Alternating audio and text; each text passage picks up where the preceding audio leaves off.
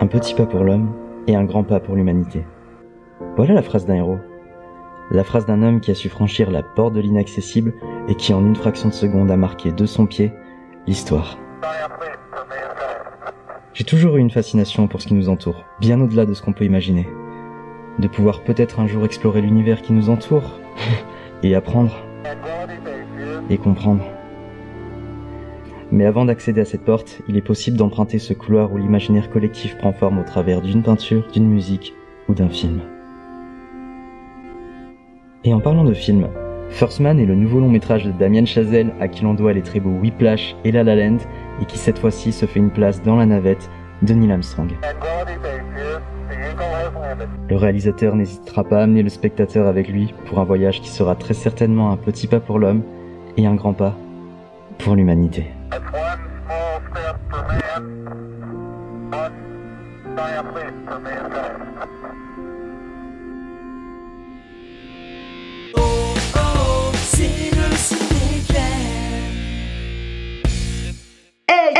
Salut à tous, bienvenue dans le Ciné-Clem, j'espère que vous allez bien et on se retrouve aujourd'hui pour une toute nouvelle vidéo critique. Et il s'agira de First Man, le premier homme sur la lune, réalisé par Damien Chazelle et mettant en scène Ryan Gosling et Claire Foy. First Man est le troisième film de Damien Chazelle et nous raconte cette fois-ci l'histoire vraie de Neil Armstrong durant les 8 années de sa vie qui ont précédé son voyage sur la lune. Et je vous avoue que j'ai eu peur dès l'annonce du projet. Damien Chazelle avait mis la barre très haute avec Whiplash et un cran au-dessus avec La La Land qui avait raflé à l'époque tous les Oscars. Donc lorsque j'ai appris que son troisième long métrage serait un biopic sur une histoire dont tout le monde connaît la fin, j'étais très impatient, sceptique et intrigué. Mais aujourd'hui j'ai quand même eu ma réponse à ma question et c'est un grand oui.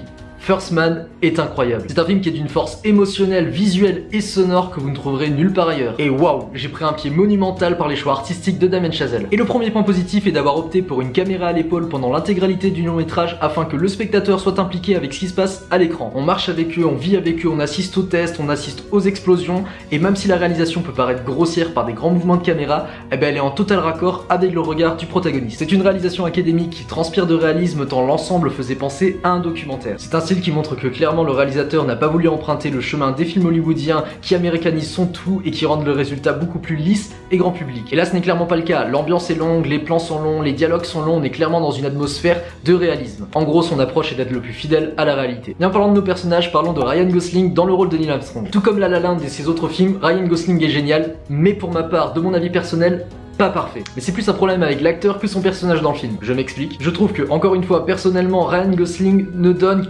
globalement qu'une expression de son visage. Et qui change bien heureusement lorsqu'il doit pleurer ou s'énerver. Et ça fonctionne à fond. Il est excellent sur ça. Ryan Gosling qui pleure, c'est d'une justesse artistique à te mettre la chair de poule pendant au moins 3 minutes. Mais ce manque d'expression sur une grosse partie du film m'a interrogé sur qu'est-ce qui pouvait se passer dans la tête de Neil Armstrong. Mais comme je l'ai dit, c'est plus un problème de l'interprète que du personnage. Et voilà. Et pour moi, c'est le seul point négatif de ce film. Revenons au point positif et sans transition, nous allons parler du son. Que ce soit les vis, les boutons de la navette, que ça soit quelque chose de métallique, des respirations, chaque bruit est là. Chaque bruit est présent. Des fois c'est subtil, des fois c'est mis en avant, mais il y a un travail millimétré. Et honnêtement, la scène finale où la porte s'ouvre et donne au spectateur le plan de la lune à travers les yeux de Neil Armstrong fait pour moi partie des meilleures scènes de cinéma de cette année. Cette scène-là, vous verrez, quand cette porte s'ouvre, je n'ai jamais vu ça de ma vie au cinéma. Jamais. Alors oui, 2001, l'Odyssée de l'espace, oui, Interstellar, oui, ce sont des films que j'aime, oui, ce sont des films que j'adore, oui, ce sont des films qui ont apporté quand même quelque chose d'assez innovant en termes de réa, en termes de scénar, enfin en termes de plein de choses. Mais ce que j'ai vu sur First Man, je ne l'ai jamais vu. Et ce qui m'a fasciné en dehors de la réa, du son et de l'image,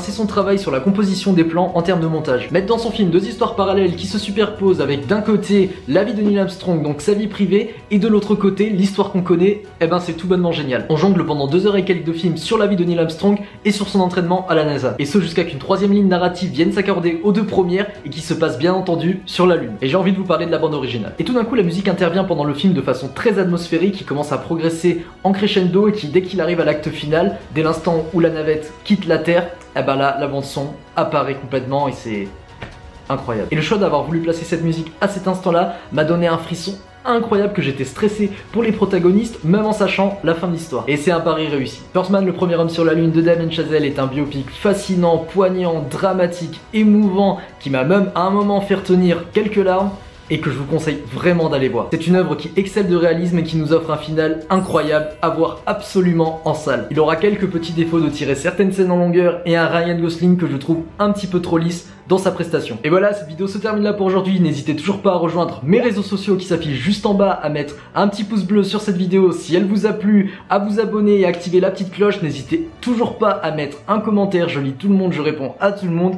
Et voilà, moi en tout cas, je vous embrasse et je vous dis à très vite dans le Ciné Clem. Ciao.